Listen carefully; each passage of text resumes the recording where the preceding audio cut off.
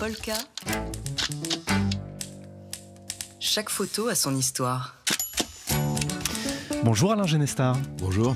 Notre photo de la semaine nous emmène à Armiansk, dans la partie nord de la Crimée, une photo de Konstantin Mialchevski. Oui, une photo historique d'un événement historique, l'invasion de l'Ukraine par la Russie. C'était hier, date historique, 24 février 2022.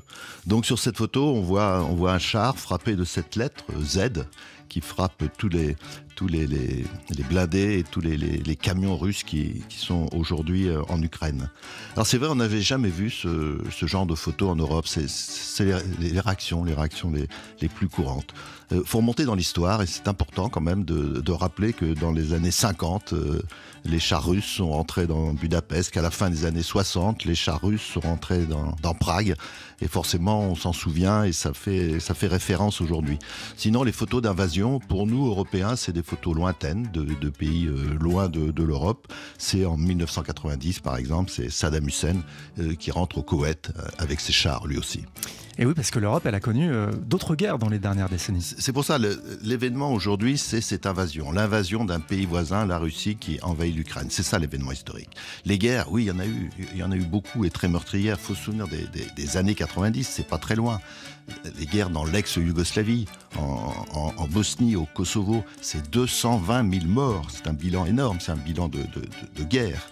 Et puis il y a surtout, je voudrais surtout vous parler de cette guerre-là qui a commencé il y a 7 ans, en 2014, au Donbass, en Ukraine. Parce que c'est ça la vérité. Le pays est en guerre. Il est en guerre depuis 7 ans. On a vu des photos partout. On a tous publié dans Polka, dans Match, dans Le Monde, des photos d'Éric Bouvet, d'Édouard Elias, de Guillaume Herbeau. Dimitri Beck vous en a parlé il y a quelques semaines. Mais on n'appelait pas ça la guerre.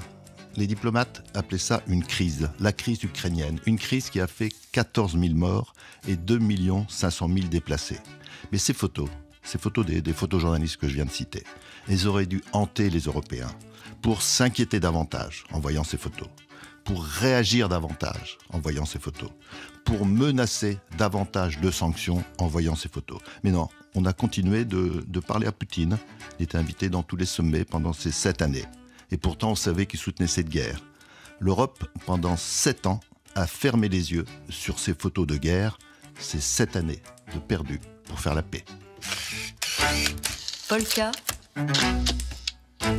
Chaque photo a son histoire.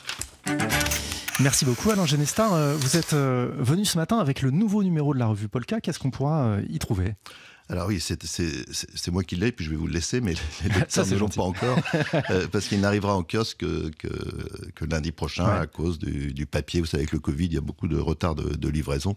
Et donc, le journal devait sortir aujourd'hui et il sortira lundi. Et je viens vous en parler la semaine prochaine. Je vous dévoile simplement la couverture. C'est une photo signée par Cyril Zanetacci. On y voit des jeunes en colère, même s'ils sont plutôt souriants sur la photo. C'est notre façon de parler de la présidentielle. 5 ans de mandat et 5 ans de colère des Français.